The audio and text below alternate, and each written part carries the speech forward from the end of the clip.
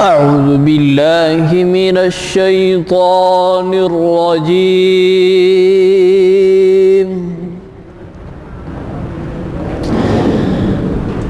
بسم الله الرحمن الرحيم.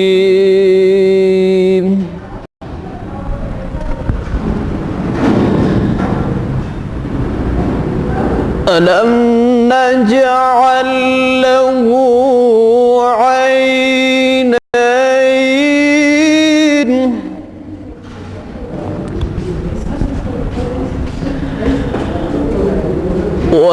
ولسانا وشفتين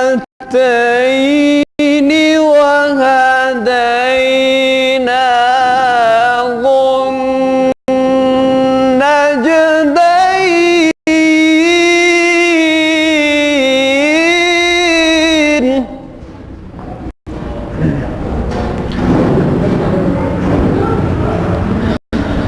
فلاقتحم العقبة وما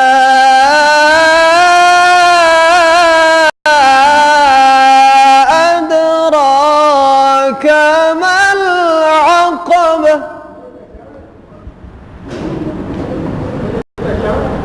فك رقبة أو إطعام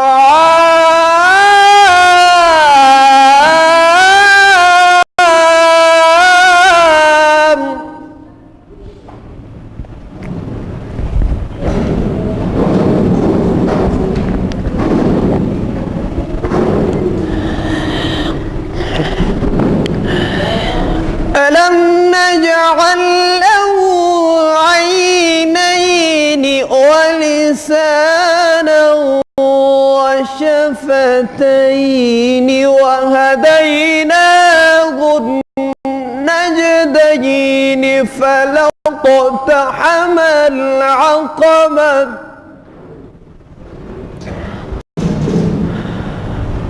فلاقتحم العقبة وما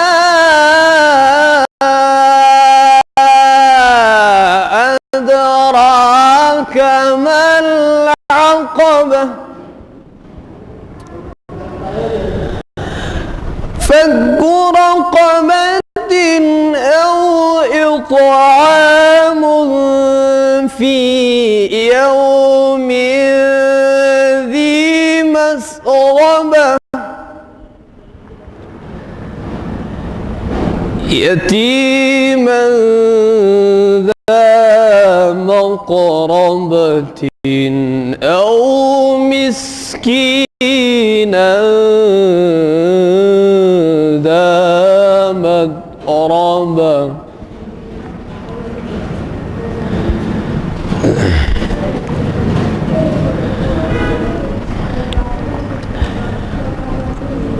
يتيما ذا مقربة أو مسكينا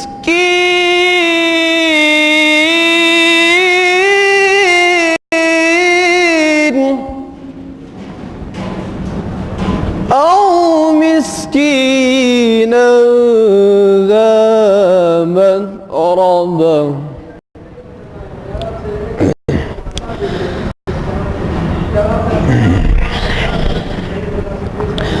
بسم الله الرحمن الرحيم.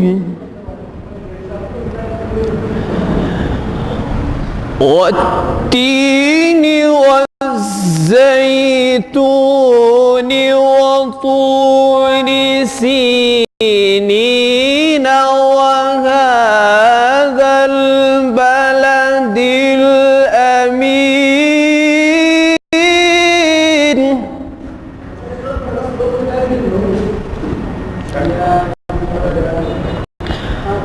لقد خلقنا الإنسان في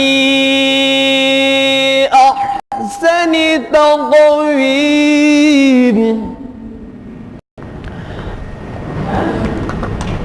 ثم رددناه أسفل سافلين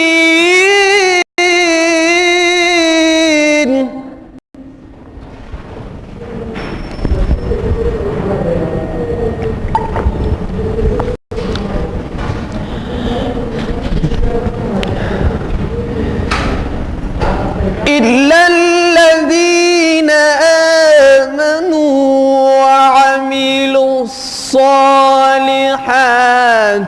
فلهم أجر غير ممنون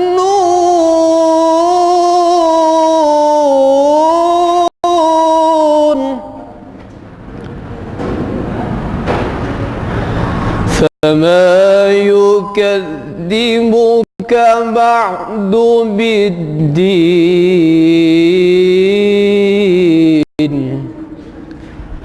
أليس الله بأحكم الحاكمين صدق الله العظيم. الفاتحة.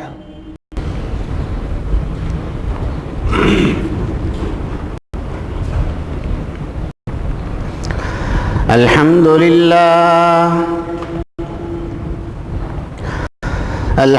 لله نحمده ونستعينه ونستغفره ونؤمن به ونتوكل عليه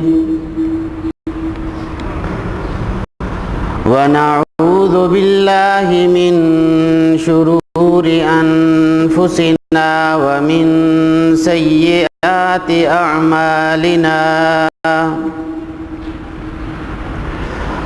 من يهده الله فلا مضل له ومن يضلله فلا هادي له ونشهد أن لا إله إلا الله وحده لا شريك له ونشهد أن سيدنا وسندنا ومولانا محمدا عبده ورسوله صلى الله تعالى عليه وعلى آله وأصحابه وبارك وسلم تسليما كثيرا كثيرا. أما بعد فأعوذ بالله من الشيطان الرجيم. بسم الله الرحمن الرحيم. من عمل صالحا من ذكر وأنثى وهو مؤمن فلنحيينه حياة طيبة ولنجزينهم أجرهم بأحسن ما كانوا يعملون. وقال النبي صلى الله عليه وسلم إنما الأعمال بالنيات وإنما لامرئ ما نوى. صدق الله مولانا العظيم وصدق رسوله النبي الأمي الكريم ونحن على ذلك لمن الشاهدين والشاكرين والحمد لله رب العالمين.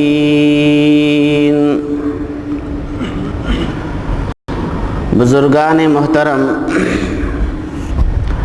آپ حضرات کے سامنے قرآن کریم کی ایک آیت اور رسول اللہ صلی اللہ علیہ وآلہ وسلم کا ایک ارشاد گرامی تلاوت کیا گیا ہے۔ اس آیت میں اور اس فرمان رسول صلی اللہ علیہ وآلہ وسلم میں عمل صالح کرنے کی، نیک نیت کے ساتھ اچھا کام، اچھا عمل کرنے کی ترغیب دی گئی ہے، اور اس عمل صالح کا دنیا میں کیا اجر ملے گا اور اس عمل صالح کا آخرت میں کیا اجر ملے گا، اس کا ذکر ہے کہ جب کوئی انسان صحیح نیت کے ساتھ کوئی نیک کام کرتا ہے، کوئی اچھا کام کرتا ہے، اور اگر اس نیک کام کے اختیار کرنے میں کچھ مشقت، کچھ تکلیف آ جائے تو اس کو برداشت کرتا ہے، تو اس کے صلے میں اللہ رب العزت اسے دنیا میں بھی اجر عطا کرتے ہیں، آخرت میں بھی اجر عطا کرتے ہیں۔ دنیا میں کیا اجر ملے گا اور آخرت میں اس نیک عمل اور ان مشقتوں کو برداشت کرنے پر کیا اجر ملے گا، یہ اس آیت میں ذکر ہے۔ چنانچہ اللہ تعالی نے فرمایا کہ من عمل صالحا من ذکر و انثی، کہ مرد و عورت میں سے جو کوئی بھی من عمل صالحا نیک عمل کرے، اچھا کام کرے،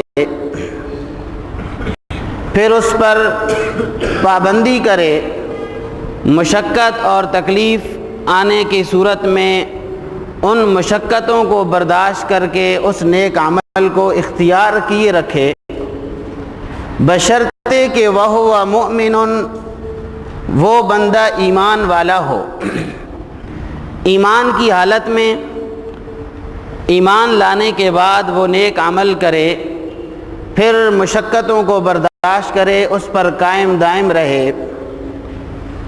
فَلَنُحْيِيَنَّهُ حَيَاتًا طَيِّبَةً، تو ہم اس کو حیات طیبہ دے دیں گے۔ حیات طیبہ کیا چیز ہے؟ علماء نے لکھا ہے کہ جب کوئی شخص نیک عمل اختیار کرتا ہے اور اس نیک عمل کے نتیجے میں اگر کوئی مشکل اس پر آ پڑے تو صبر کرتا ہے، آہو بکا نہیں کرتا، اس نیک راستے کو، نیک عمل کو نہیں چھوڑتا، تو ہم اس کو دنیا کی زندگی میں فَلَنُحْيِيَنَّهُ حَيَاتًا طَيِّبَةً، تو اللہ رب العزت اسے دنیا کی زندگی میں اس کو حیات طیبہ دیتے ہیں، سکون قلب دیتے ہیں، اطمینان دیتے ہیں، قناعت دیتے ہیں، اگر مشقت آ جائے تو صبر دیتے ہیں۔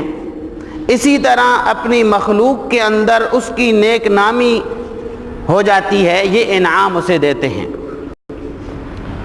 گویا کہ یہ تمام تعبیرات دنیا کی دنیاوی زندگی کا انعام ہیں، گویا کہ جب نیک عمل انسان کرتا ہے تو اس کے دل میں اطمینان اور سکون رہتا ہے اللہ تعالیٰ کی طرف سے، تو یہ دنیا کا انعام ہے۔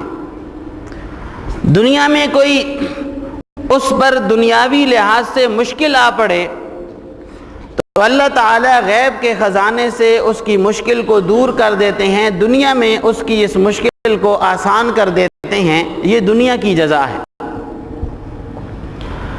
اور اپنی مخلوق کے دل میں اس انسان کی قدر، عظمت، شرافت، اس کا مقام دے دیتے ہیں کہ یہ مخلوق بھی اس نیک عمل کرنے والے انسان کی تعریف کرتی ہے، عزت اور احترام کرتی ہے۔ چنانچہ آپ اگر غور کریں کہ ہم حضرت شاہ عبد القادر جیلانی رحمہ اللہ کا نام بڑی عزت اور احترام کے ساتھ لیتے ہیں. کیوں لیتے ہیں؟ ہم حضرت رابعہ بصریہ رحمہ اللہ کا نام بڑی عزت احترام عقیدت کے ساتھ لیتے ہیں. تو کیوں لیتے ہیں؟ اسی طرح دوسرے اولیاء ہیں، بزرگان دین ہیں، علماء ہیں، تو ان کا نام ہم بڑی عزت احترام کے ساتھ اور زندگی میں ان کے سامنے ادب و احترام سے پیش آتے ہیں. ان کے چلے جانے کے بعد نام عزت اور احترام کے ساتھ لیتے ہیں. تو یہی چیز ہے فَلَنُحْيِيَنَّهُ حَيَاتًا طَيِّبَةً کہ جو شخص نیک عمل کرتا ہے تو مخلوق کے دل میں اللہ تعالیٰ اس کا مقام، اس کی عزت اور احترام ڈال دیتے ہیں کہ اللہ تعالیٰ کی دیگر مخلوق، انسان کے دوسرے افراد جو ہیں وہ سارے کے سارے اس نیک بندے کے بارے میں اچھا سوچتے ہیں، اس کو اچھے الفاظ سے یاد کرتے ہیں، اچھے القاب سے اسے یاد کرتے ہیں. تو یہ فَلَنُحْيِيَنَّهُ حَيَاتًا طَيِّبَةً ہے کہ ہم ان کو حیات طیبہ والی زندگی عطا کر دیتے ہیں، سکون قلب، اطمینان قلب اور نیک نام والی زندگی انہیں دے دیتے ہیں. یہ نیک عمل کرنے کا دنیاوی فائدہ ہے. آخرت کا کیا فائدہ ہے؟ اس آیت میں کہا کہ وَلَنَجْزِيَنَّهُمْ أَجْرَهُمْ بِأَحْسَنِ مَا كَانُوا يَعْمَلُونَ کہ ہم آخرت میں ان کو ان کے اعمال کی جزا اس طرح دیں گے بِأَحْسَنِ مَا كَانُوا يَعْمَلُونَ جتنا اچھا وہ عمل کرتے تھے اس سے کہیں اچھی جزا ان کو دیں گے. کیا جزا دیں گے؟ کیا مقام، کیا منصب دیں گے؟ یہاں اس آیت میں اس کا ذکر نہیں ہے.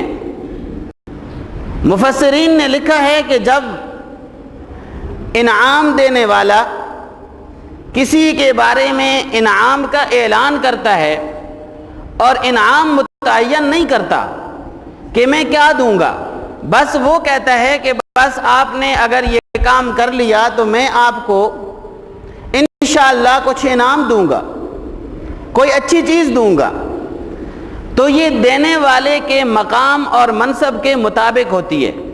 یہ انعام اور یہ جو وہ شاباش دے گا، یہ انعام دینے والے، اعلان کرنے والے کے منصب اور مقام کے مطابق ہوتی ہے. تو یہاں جو جزا کا اعلان کرنے والی جو ذات ہے وہ سب سے بڑی عظمت والی ذات ہے.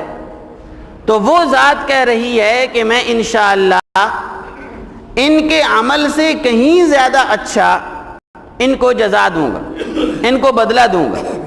تو خود سمجھ میں آتی ہے یہ بات کہ انشاءاللہ اللہ رب العزت اپنی شان، اپنی عظمت، اپنی بڑائی کے مطابق اس نیک کام کرنے والے انسان کو آخرت میں جزا دیں گے. دوسری آیت میں اس انعام کو متعین بھی کر دیا. ان الذین آمنوا وعملوا الصالحات اولئک اصحاب الجنہ یہ جنت والے ہیں جنہوں نے نیک اعمال کیے، ایمان لائے اور اس کے بعد نیک اعمال کیے. اصحاب الجنہ یہی جنت والے لوگ ہیں. تو یہاں انعام متعین ہو گیا. ایک اور مقام پر فرمایا ہم فی روضات الجنہ وہ جنت کی باغات اور جنت کی نعمتوں میں ہوں گے. تو گویا کہ جو انسان نیک عمل کرتا ہے تو اس نیک عمل کا بدلہ اللہ رب العزت دنیا میں بھی عطا کرتے ہیں مختلف صورتوں میں، اور اس کا بدلہ اور جزا آخرت میں بھی عطا کریں گے. جنت اور جنت کی نعمتیں اور جنت کے باغات ملیں گے. یہاں اس آیت کے اندر ان نعمتوں کے ساتھ ایک شرط لگائی ہے کہ یہ بدلے اس وقت ملیں گے جب یہ نیک کام کرے گا وَهُوَ مُؤْمِنٌ، بشرطے کہ وہ شخص ایمان والا ہو. اور جو حدیث پڑھی ہے اس سے ایک اور شرط بھی ساتھ لگ جاتی ہے، انما الاعمال بالنیات، بشرطے کہ نیک نیتیں کے ساتھ یہ اچھا کام کیا ہو۔ گویا ایمان کی حالت میں انسان اچھا کام کرے، نیک عمل کرے، تب یہ جزائیں ملیں گی، دنیا میں بھی آخرت میں بھی۔ اور دوسری شرط یہ ہے کہ نیت ٹھیک ہو۔ اگر نیک کام کرتا رہے، ایمان نہیں ہے، نیک کام کر رہا ہے، تو یہ جزا اور بدلے کا اعلان اس کے حق میں نہیں۔ ایک بندہ ایمان کی حالت میں ہے اور وہ نیک اعمال کر رہا ہے لیکن نیت درست نہیں ہے، تو اس کے حق میں بھی یہ اعلان اور یہ بدلہ نہیں ہے۔ انما الاعمال بالنیات کے اعمال صالحہ کا دار و مدار، اعمال کا دار و مدار نیت پر ہے۔ لہذا اگر کوئی شخص نیک عمل کرتا ہے اللہ کی رضا کے لیے، اللہ کی خوشنودی حاصل کرنے کے لیے، تو یہ نیک نیتی ہے، لہذا اس کے حق میں یہ اعلان ہے۔ نعوذ باللہ اگر کوئی شخص نیک کام کرتا ہے، عمل صالح کرتا ہے، لیکن نیت یہ ہے کہ لوگ مجھے اچھا کہیں، لوگ مجھے دیندار کہیں، کوئی صدقہ خیرات دیتا ہے تو نیت یہ ہے کہ لوگ مجھے سخی کہیں، نوافل زیادہ پڑھتا ہے کہ لوگ مجھے پکا نمازی اور عبادت گزار کہیں، ہر سال حج اس نیت سے کرتا ہے کہ لوگ میرے ساتھ حاجی صاحب، اور پھر کچھ سالوں کے بعد الحاج کا لقب لگائیں، زکوٰۃ ریاکاری کے لیے ادا کرتا ہے۔ اسی طرح دوسرے اعمال ہیں، اللہ تعالیٰ کی رضا اور خوشنودی مقصد نہیں، شہرت، نام و نمود مقصد ہے، تو یہ نیت درست نہیں۔ لہٰذا یہ جتنے کام کیے ہیں وہ اعمال صالحہ ہیں، نماز پڑھی ہے، نوافل پڑھے ہیں، حج کیا ہے، زکوٰۃ ادا کی ہے، کوئی اور کسی غریب بندے کا خیال رکھا ہے، صدقہ خیرات کیا ہے، یہ سب نیک اعمال ہیں، لیکن چونکہ نیت درست نہیں تھی، اللہ کی رضا اور خوشنودی کی نیت نہیں تھی، لہذا ان اعمال پر یہ بدلہ اور جزا جو دنیا اور آخرت کا ملے گا، اس کا اعلان ایسے شخص کے حق میں نہیں ہے۔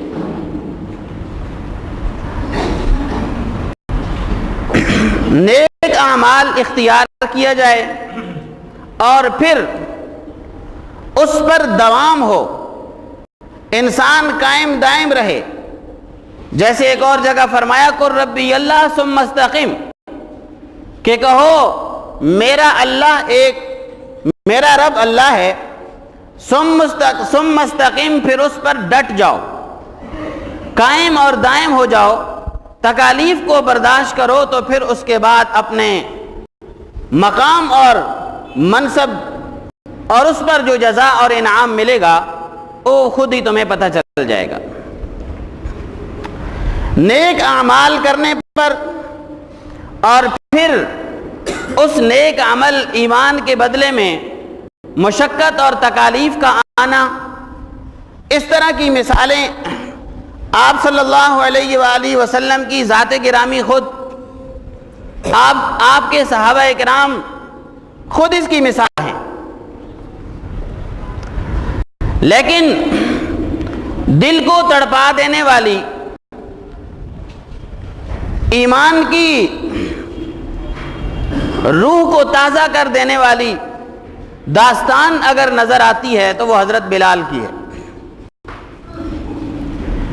کہ حضرت بلال رضی اللہ تعالی عنہ بالکل اسی من عمل صالحا من ذکر و انثى وهو مؤمن فلنحيينه حیاتا طیبہ، اور پھر قل ربی اللہ ثم استقم کا حقیقی مصداق نظر آتے ہیں۔ پچھلے جمعے میں سرداران قریش میں سے ایک کا نام آیا تھا امیہ، جس کے بیٹے صفوان نے حضرت خبیب وغیرہ کو گرفتار کیا تھا۔ یہ امیہ بن خلف یہ قریش کا سردار تھا۔ حضرت بلال رضی اللہ تعالی عنہ اس امیہ بن خلف کے غلام تھے۔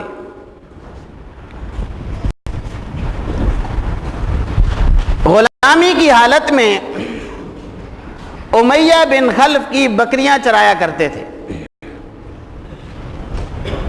یہ بکریاں چرانے کے کام میں مصروف تھے. غار حرا کے آس پاس بکریاں چرا رہے تھے اور غار حرا کے اندر آپ صلی اللہ علیہ وآلہ وسلم اور حضرت صدیق اکبر موجود تھے. انہیں اس چیز کا علم نہیں تھا کہ اندر کوئی ہے یا نہیں اور کون ہے.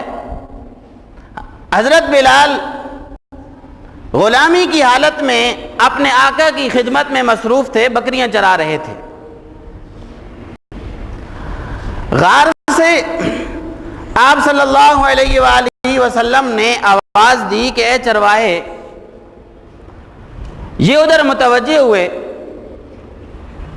تو آپ صلی اللہ علیہ وآلہ وسلم نے ان سے فرمایا کہ دودھ مل سکتا ہے.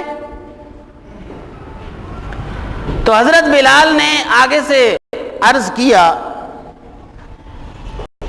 کہ میری بکریوں میں کوئی بکری بھی دودھ دینے والی نہیں ہے، لہذا میں معذرت خواہ ہوں.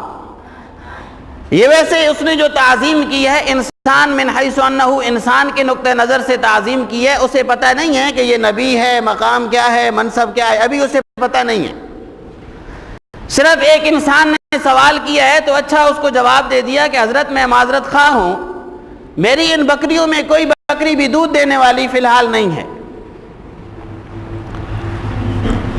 تو سرکار دو عالم صلی اللہ علیہ وآلہ وسلم نے عرض کیا، ان سے فرمایا کہ یہ جو سامنے بکری ہے اگر اجازت ہو تو ہم چیک کر لیتے ہیں اس کو دودھ ہے یا نہیں.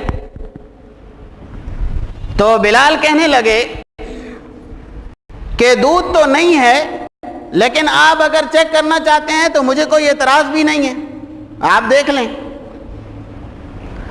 آپ صلی اللہ علیہ وآلہ وسلم نے بلال نے وہ بکری قریب کر دی. آپ صلی اللہ علیہ وآلہ وسلم نے دودھ چیک فرمایا تو دودھ جاری ہو گیا. یہ ایک معجزہ ظاہر ہوا، دودھ جاری ہو گیا. دونوں حضرات انہوں نے کہا جب دودھ آ گیا آپ لوگ پی سکتے ہیں، لہذا دودھ نوش فرمایا. شام ہو گئی، حضرت بلال واپس چلے گئے. دوسرے دن صبح جب اپنے امیہ بن خلف کے گھر سے جب بکریاں نکالنے لگے تو دل میں بات آئی کہ یار وہ کل عجیب انسان تھا، ہو سکتا ہے آج بھی وہ ہو، میں ادھر ہی چلتا ہوں. تو بکریاں چرانے کے لیے اسی پہاڑ پہ آ گئے جس پہاڑ میں غار حرا تھی. تو ادھر آپ صلی اللہ علیہ وآلہ وسلم اور حضرت ابو بکر صدیق رضی اللہ تعالی عنہ موجود تھے. دودھ کی بات آئی، انہوں نے دودھ پیش کیا، دودھ جاری ہے. آپ صلی اللہ علیہ وآلہ وسلم نے بلال سے کہا کہ میں اللہ کا نبی ہوں، یہ مشرکین تنگ کرتے ہیں اس وجہ سے ادھر ہوں. حضرت بلال کل سے اندر سے تو مان چکے تھے کہ بندہ کوئی قابل تعظیم ہے، کوئی بڑے منصب کا کوئی بندہ ہے. جب یہ کہا کہ میں اللہ کا نبی ہوں تو فوراً حضرت بلال رضی اللہ تعالی عنہ نے کہا کہ میں پھر آپ پر ایمان لاتا ہوں. چنانچہ انہوں نے کلمہ پڑھ لیا، لا الہ الا اللہ محمد الرسول اللہ. شام کو اپنی ترتیب کے مطابق حضرت بلال امیہ کے ہاں واپس چلے گئے. حضرت بلال اپنا ایمان چھپانا چاہتے تو چھپا سکتے تھے، لیکن نہیں چھپایا. بات چلتے چلتے ابو جہل کو پتہ چل گئی. ابو جہل نے امیہ بن خلف سے جا کر بات کی جو ان کا آقا تھا کہ تمہیں پتہ چلا ہے بلال تو محمد عربی کا غلام بن چکا ہے؟ اس نے کہا ہاں رات کو اس آوازیں تو میں اس کی کوئی سن رہا تھا، میں نے سمجھا ہو سکتا ہے تھکا ہوا ہے اس وجہ سے آہ آہ کر رہا ہے۔ معلوم کیا تو وہ حضرت بلال تو احد احد کہتے ہیں، آہ آہ تو نہیں کرتے۔ انہیں پکڑ لیا، جکڑ لیا، اس نے مظالم شروع کر دیے امیہ بن خلف نے ابو جہل کے کہنے پر۔ ظلم کی ابتدا، پہلا جو اس کا مرحلہ ہے، عین دوپہر کے وقت گرم ریت پر کپڑے اتار کر لٹا دیا گیا اور اوپر گرم چٹان رکھ دی کہ ہل نہ سکے، اور جب دیکھتے کہ اب تپش کی شدت اندر اندر تکلیف دے رہی ہے تو امیہ بن خلف کہتا کہ زبان سے کہو کہ میں محمد کی غلامی کو چھوڑ رہا ہوں، چھوڑتا ہوں، اور لات و عزا کی عظمت کا اقرار کرتا ہوں۔ زبان سے کہو تو چھوڑ دوں گا۔ اب وہ تپتی ریت کی شدت، اوپر سے گرم پتھر اور اس کا بوجھ، تو جب بھی بولنے کی ہمت آئے تو صرف کہیں احد احد احد۔ وہ مزید مارے ظلم کرے۔ یہ اس کے ظلم کا پہلا مرحلہ تھا۔ جب اس نے دیکھا کہ یہ تپتی ریت اور گرم پتھر، بھاری پتھر بھی اثر نہیں کر رہا، تو گائے کی کھال کے اندر لپیٹ کر تپتی ریت پر ڈال دیا، اوپر سے پتھر رکھ دیا کہ گرمائش کی بھی تکلیف ہو اور اندر ذرا گھٹن بھی محسوس ہو، سانس بھی گھٹے تو پھر ہو سکتا ہے کام بن جائے۔ پھر وہی بات کہے کہ محمد عربی صلی اللہ علیہ وآلہ وسلم کی غلامی کا انکار کر دو، لات و عزا کی پرستش شروع کر دو، جان چھوٹ جائے گی۔ لیکن جواب آتا تو احد احد احد، اور کوئی جواب نہیں آتا۔ اگلا مرحلہ کہ لوہے کی زرہ پہنا کر دھوپ میں کھڑا کر دیتے کہ دھوپ کی شدت، لوہا گرم ہوگا تو جسم کے جس جس حصے پر لگے گا وہ زخم بناتا جائے گا۔ یہ تکلیف بھی حضرت بلال کو زیر نہ کر سکی۔ ایک دفعہ اس نے گلے میں رسی ڈال کر بچوں کے ہاتھ تھما دی کہ اس کو گھسیٹتے پھرو، گھسیٹتے رہے وہ گلیوں میں، مگر یہ تکلیف بھی حضرت بلال کو احد احد کے نعرے سے نہ ہٹا سکی۔ آخر کار اس نے اپنے ہاں کے مضبوط صحیح ضرب لگانے والے بندے ان کو بلایا اور حضرت بلال کو مارنا پیٹنا شروع کر دیا۔ لہو لہان ہو گئے، لیکن اس کے باوجود بھی وہ جو کہتا تھا وہ بات نہیں کہی، احد احد ہی کا اعلان کیا۔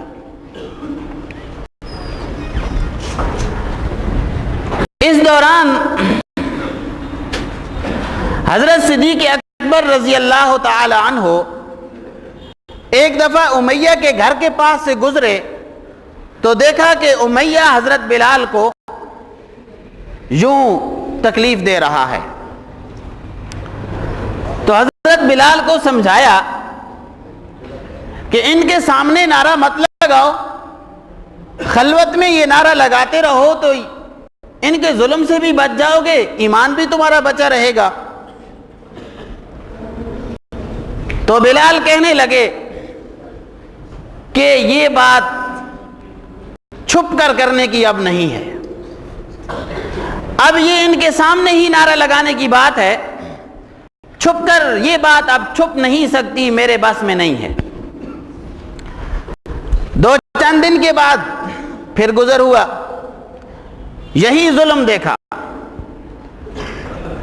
حضرت صدیق اکبر رضی اللہ تعالی عنہ نے پھر نصیحت کی کہ ذرا مصلحت سے کام کرو تو انشاءاللہ اسلام کی فتح ہوگی، تو پھر یہ سارے آقا ختم ہو جائیں گے، کچھ دن مصلحت سے کام لو۔ کہا اب مصلحت کا کام نہیں رہا۔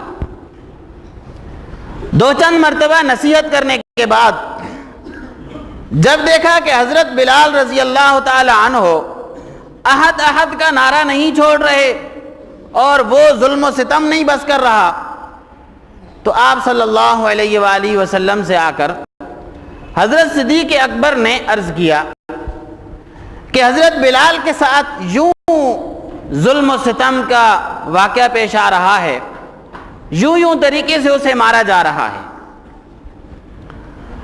آپ صلی اللہ علیہ وآلہ وسلم پریشان ہو گئے، آنسو آ گئے ان کی داستان سن کر۔ فرمایا کہ بلال کو امیہ کے ظلم سے چھڑانے کی کیا تدبیر ہو سکتی ہے؟ حضرت ابو بکر رضی اللہ تعالی عنہ سے فرمایا سرکار دو عالم صلی اللہ علیہ وسلم۔ صدیق اکبر رضی اللہ تعالی عنہ نے آگے سے جواب دیا، مشورہ دیا کہ امیہ سے بلال کو خرید لیا جائے تو یہی صورت ہو سکتی ہے، اور تو کوئی صورت نظر نہیں آ رہی فی الحال۔ تو آپ صلی اللہ علیہ وآلہ وسلم نے فرمایا کہ اس کی خریداری کی صورت بناؤ، مجھے بھی اس میں شریک کر لینا۔ چنانچہ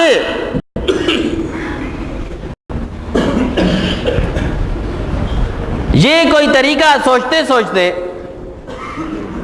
امیہ بن خلف کے پاس گئے، حضرت ابوبکر صدیق رضی اللہ تعالی عنہ۔ امیہ بن خلف اپنی عادت اور دستور کے مطابق ظلم کر رہا ہے، تو حضرت صدیق اکبر رضی اللہ تعالی عنہ نے اس سے کہا الا تتق اللہ فی ھذا المظلوم حتی متی انت، کہ کیا تو اس مظلوم پر ظلم کرنے سے اللہ سے نہیں ڈرتا؟ کب تک اس پہ ظلم تو کرتا رہے گا؟ تو امیہ بن خلف کہتا ہے کہ جب تک محمد عربی کا کلمہ نہیں چھوڑتا یہ کام ہوتا رہے گا، نہ اس نے سیدھا ہونا ہے نہ میں نے ظلم چھوڑنا ہے۔ اور آخر میں چوٹ ماری کہ تم لوگوں نے ہی اسے خراب کیا ہے۔ امیہ بن خلف مشرک تھا، تو مشرک تو موقع ڈھونڈتا ہے ایمان والے کو چوٹ لگانے کا کہ تم لوگوں نے اس کو خراب کیا ہے، ٹھیک ٹھاک تھا، میرے ہاں اس کی زندگی گزر رہی تھی، میرے کام کر رہا تھا، میرے دوسرے غلاموں کے ساتھ یہ بھی رہ رہا تھا، پتہ نہیں تم لوگوں کو کہاں سے ملا ہے اور اس کو خراب کر دیا، لہذا اس کو چھڑا لو اگر چھڑانا چاہتے ہو، اتنی ہمت ہے تو۔ ابوبکر صدیق رضی اللہ تعالی عنہ جواب میں اسے کہنے لگے کہ میرے پاس ایک بہت حسین جمیل طاقتور قسم کا غلام ہے، وہ لے لو اور یہ مجھے دے دو۔ امیہ بن خلف کہنے لگا کہ ابو بکر تم میرے ساتھ مذاق کرتے ہو؟ کہاں وہ خوبصورت قد والا، خوبصورت جسم والا، خوبصورت رنگ والا غلام، اور کہاں یہ کالا حبشی؟ میرے ساتھ تم مذاق کرتے ہو، کہاں تم مجھے وہ غلام دیتے ہو؟ ابوبکر صدیق رضی اللہ تعالی عنہ نے فرمایا میں تمسخر اور مذاق نہیں کر رہا، حقیقت کہہ رہا ہوں میرا فلاں حسین و جمیل طاقتور قدآور غلام لے لو، یہ مجھے دے دو۔ چنانچہ سودا ہو گیا۔ حضرت بلال رضی اللہ تعالی عنہ حضرت ابو بکر صدیق رضی اللہ تعالی عنہ کے پاس آ گئے، اور ابو بکر صدیق رضی اللہ تعالی عنہ نے اپنا وہ غلام امیہ بن خلف کو دے دیا۔ جیسے ہی حضرت بلال پر قبضہ کیا تو فوراً اللہ کے لیے آزاد کر دیا ابو بکر صدیق رضی اللہ تعالی عنہ نے۔ لے کر حضرت بلال کو لے کر وہ آپ صلی اللہ علیہ وآلہ وسلم کی خدمت میں آئے۔ کہا حضرت جسم کا سفید دل کا کالا غلام دے کر جسم کا کالا دل کا نورانی لے کے آیا ہوں، کیسا سودا کیا ہے؟ صدیق بھی تو صدیق ہے، اصحابی کا نجوم۔ تعبیر کیسے کی کہ اس نے مجھے کہا کہ اتنا اچھا غلام تم مجھے کیسے دے سکتے ہو، مذاق کرتے ہو میرے ساتھ؟ تو اندر کا سودا تو میں جانتا تھا کہ دل کا نورانی اور جسم کا کالا غلام میں لے رہا تھا، اور جسم کا سفید اور دل کا کالا غلام میں دے رہا تھا، تو فائدے میں تو میں ہی تھا، لہذا یہ سودا کر آیا ہوں۔ آپ صلی اللہ علیہ وآلہ وسلم نے فرمایا بہت اچھا سودا کیا ہے، بہت اچھا سودا کیا ہے۔ پھر فرمایا کاش مجھے بھی اس میں شامل کر لیتے۔ کہا بس غلام دے دیا ہے، یہ لے آیا ہوں اور آزاد بھی کر دیا ہے۔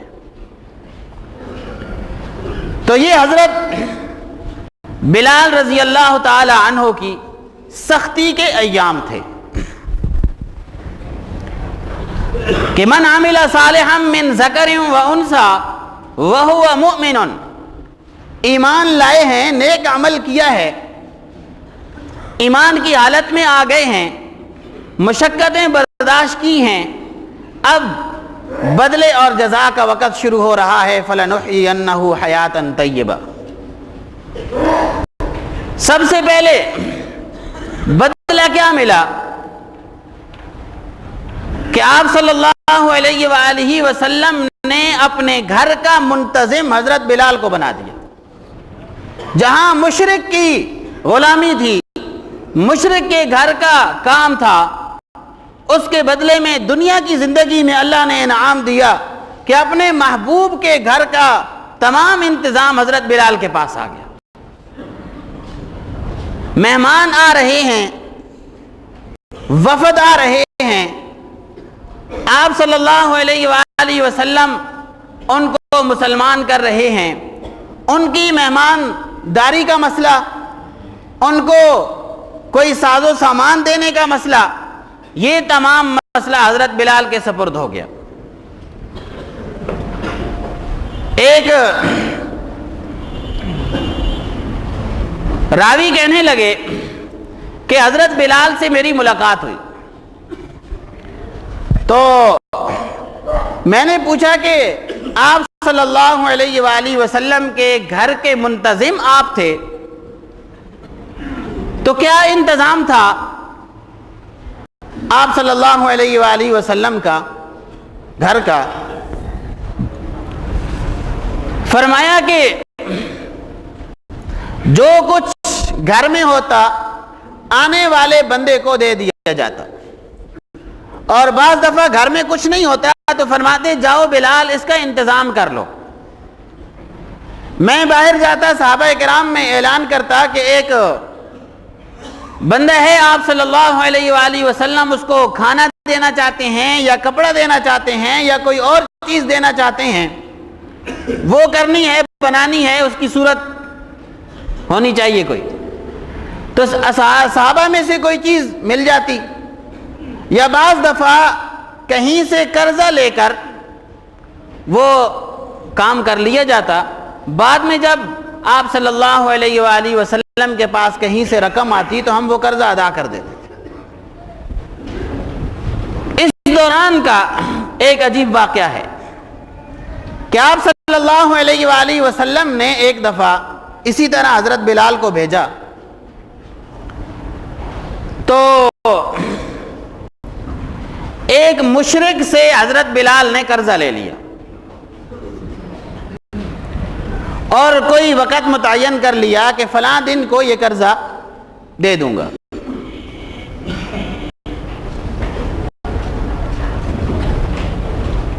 چار دن رہتے تھے قرضے کی ادائیگی کی وقت میں, 4 دن ابھی رہتے تھے. وہ مشرک آ گیا, حضرت بلال کو سخت الفاظ کہنے لگ گیا اور کہا کہ تمہیں پتہ ہے تم نے قرضہ دینا ہے میرا اور 4 دن باقی رہ گئے ہیں, اگر دے دیا تو ٹھیک, نہیں تو میں تمہیں اپنا غلام بنا لوں گا. جس طرح امیہ بن خلف کی تم بکریاں چراتے تھے پھر تم میری بکریاں چراؤ گے. بڑے پریشان ہوئے. بعد میں جب موقع ملا تو آپ صلی اللہ علیہ وآلہ وسلم سے جا کے عرض کیا حضرت بلال نے کہ حضرت میرے پاس بھی کچھ نہیں ہے اور آپ کے پاس بھی فی الوقت کچھ نہیں ہے کہ میں وہ قرضہ دے دوں جو اس مقصد کے لیے لیا تھا, لہذا اجازت عنایت فرمائیں تو میں ذرا باہر چلا جاتا ہوں, کچھ محنت مزدوری کر لیتا ہوں تو 2-4 دن میں اس کا قرضہ دے دوں گا. یہ گزارش کر کے حضرت بلال مجلس رسول سے روانہ ہو گئے. ابھی کچھ دور ہی گئے تھے کہ ایک بندے کی آواز آنا شروع ہو گئی, یا بلال یا بلال یا بلال. منادی کوئی ندا لگا رہا تھا. یہ رک گئے, اس بندے کے پاس آئے کہ جی کیا بات ہے. کہا آپ صلی اللہ علیہ وآلہ وسلم آپ کو یاد فرما رہے ہیں, بلا رہے ہیں. حضرت بلال جب آپ صلی اللہ علیہ وآلہ وسلم کے سامنے ہوئے تو آپ نے فرمایا, اے بلال مبارک ہو, آپ کے قرضے کی ادائیگی کی صورت اللہ تعالیٰ نے پیدا فرما دی ہے. جب قریب گئے تو دیکھا 4 اونٹ بیٹھے ہیں سامان سے لدے ہوئے. کہا یہ سامان لے لو اور اپنا قرضہ بھی ادا کرو, جو بچ جائے غریب مسکین مستحق لوگوں میں تقسیم کر دو. تو فَلَنُحْيِيَنَّهُ حَيَاتًا طَيِّبًا کہ جب نیک اعمال کیے ہیں تو دنیا کی زندگی میں بھی جب کوئی مشکل پیش آتی ہے تو اللہ تعالیٰ اس مشکل کو دور کرنے کی صورت پیدا فرما دیتے ہیں. تو حضرت بلال رضی اللہ تعالی عنہ کو سب سے پہلے دنیا کا یہ بدلہ ملا کہ بیت رسول کا منتظم بن گیا. اذان کا مسئلہ آیا کہ نماز فرض ہو چکی ہے تو مسلمانوں کو, ایمان والوں کو نماز کے لیے جمع کیسے کیا جائے. کسی نے کہا گھنٹہ بجایا جائے, کہا یہ فلاں غیر مسلم طبقے کا شعار ہے, مشابہت ہے غیر مسلم کی, لہذا یہ نہیں. کسی نے عرض کیا کہ آگ جلائی جائے, کہا اس سے آتش پرستوں کی بو آتی ہے, یہ طریقہ بھی ٹھیک نہیں ہے. مشورہ جاری ہے. اس دوران عبداللہ بن زید بن عبد ربہ کو خواب آیا کہ میں اذان کا وقت ہے اور یوں اس طریقے سے یہ کلمات اس لیے اونچا اونچا کہہ رہا ہوں تاکہ لوگ نماز کے لیے آئیں. یہ آ کر عبداللہ بن زید رضی اللہ تعالی عنہ نے آپ صلی اللہ علیہ وسلم کو بتلایا. جب یہ آ کر اپنا واقعہ بیان کر رہے تھے, حضرت عمر فاروق ذرا دور بیٹھے تھے تو سننے کے بعد اپنی تیزی سے آئے کہ چادر بھی گھسٹتی رہی, ان کی چادر بھی نہیں سنبھالی. فرمایا یہ خواب اور یہ واقعہ تو مجھے بھی نظر آیا تھا, بس ذہن میں نہیں رہا کہ ذکر کرتا. کہا ٹھیک ہے یہ جو اذان کے کلمات ہیں یہ یوں نماز کے لیے کہے جائیں. کون کہے؟ جس کی آواز اونچی ہے وہ کہے. کس کی آواز اونچی ہے ان صحابہ کرام میں سے؟ فرمایا حضرت بلال کی. حضرت بلال کو وہ الفاظ سکھائے گئے تو دوسرا دنیا میں مقام اور منصب یہ ملا کہ مؤذن رسول بن گئے کہ وہ اذان مسجد نبوی کا جو انتظام اور اذان تھی وہ حضرت بلال رضی اللہ تعالی عنہ کے سپرد ہو گئی. انہی کے اذان سے متعلق حضرت عمر فاروق رضی اللہ تعالی عنہ کے زمانے میں بیت المقدس جب فتح ہوا تو جرنیل صحابہ کرام نے مشورہ کیا کہ بہت بڑی فتح ہوئی ہے, کوئی جشن کی صورت ہونی چاہیے. ہوتا ہے نا جشن, ڈھول ڈھماکے لوگ آج کل کے جو جشن ہیں. مشورہ ہو رہا ہے جرنیل صحابہ کرام میں سے کہ اللہ تعالیٰ نے بیت المقدس فتح کرایا ہے, لہذا کوئی خوشی کا کوئی ایک پروگرام ہونا چاہیے. مجلس میں حضرت بلال بھی موجود تھے. تمام صحابہ کرام نے متفقہ طور پر یہ بات کہی کہ جشن کی صورت یہ ہو کہ آپ, حضرت عمر فاروق سے کہا جا رہا ہے کہ آپ حضرت بلال سے گزارش کریں کہ وہ ہمیں عہد رسول والی اذان سنا دیں. چنانچہ حضرت عمر فاروق رضی اللہ تعالی عنہ نے حضرت بلال سے کہا, پہلے تو مانے نہیں کہ آپ لوگوں نے جو یہ ایک بات کہی ہے, میرے دل کے بہت سارے زخم, آپ صلی اللہ علیہ وآلہ وسلم کی جدائی, بہت سارے زخم مجھے یاد آ گئے ہیں, لہذا نہیں ہو سکتا یہ. جب اصرار ہوا تو مان گئے. اذان دی کہ اذان کے کافی دیر بعد تک تمام مجمع روتا رہا, اپنے سکت سے باہر ہو چکا تھا. یہ مؤذن رسول کا انہیں عہدہ ملا. یہ فَلَنُحْيِيَنَّهُ حَيَاتًا طَيِّبَةً ہے, وَلَنَجْزِيَنَّهُمْ أَجْرَهُمْ بِأَحْسَنِ مَا كَانُوا يَعْمَلُونَ. وہ بھی ایک عجیب داستان ہے. معراج کی شب آپ صلی اللہ علیہ وآلہ وسلم تشریف لے گئے. جنت دکھائی گئی, جہنم دکھائی گئی. جہنم میں مختلف قسم کے عذاب, کسی کے پیٹ میں سانپ ہیں, کسی کو کیا ہے, کوئی نوچ رہا ہے, ایک الگ موضوع, کہیں سود کھانے والے, کہیں کون, تمام عذابات دکھائے گئے. جنت میں جب گئے تو آگے پاؤں کی آہٹ, پاؤں کی آواز آ رہی ہے, کوئی چل رہا ہے. تو آپ صلی اللہ علیہ وآلہ وسلم نے جبرائیل سے پوچھا کہ یا جبرائیل, یہ میں کس کے قدم کی آواز سن رہا ہوں, کوئی میرے اور آپ کے علاوہ بھی جنت میں ہے؟ تو کہا جنت میں تو کوئی نہیں ہے میرے آپ کے علاوہ فی الوقت. کہا یہ آواز آ رہی ہے. کہا یہ آپ کا غلام مکے میں بلال چل رہا ہے, آواز جنت میں آ رہی ہے. تو یہ ہے وَلَنَجْزِيَنَّهُمْ أَجْرَهُمْ بِأَحْسَنِ مَا كَانُوا يَعْمَلُونَ. تو جو آدمی نیک عمل اختیار کرتا ہے نیک نیتی کے ساتھ ایمان کی حالت میں, اور پھر قائم دائم رہتا ہے, دنیا کی زندگی میں اگر کوئی مشقت, کوئی تکلیف اس پر آتی ہے, اس کو برداشت کرتا ہے, راہ راست سے پھرتا نہیں ہے, تو پھر فَلَنُحْيِيَنَّهُ حَيَاتًا طَيِّبَةً کہ دنیا کی زندگی میں ہم یہ انعامات, اس سے تکالیف کو دور کرنا, اطمینان قلب وغیرہ کی صورت میں مختلف قسم کے انعامات دیتے ہیں. وَلَنَجْزِيَنَّهُمْ أَجْرَهُمْ بِأَحْسَنِ مَا كَانُوا يَعْمَلُونَ. اور آخرت میں ایسا بدلہ دیتے ہیں جو ان کے اعمال سے کہیں زیادہ ہوتا ہے. اللہ پاک ہم سب کو نیک اعمال کرنے کی توفیق نصیب فرمائے.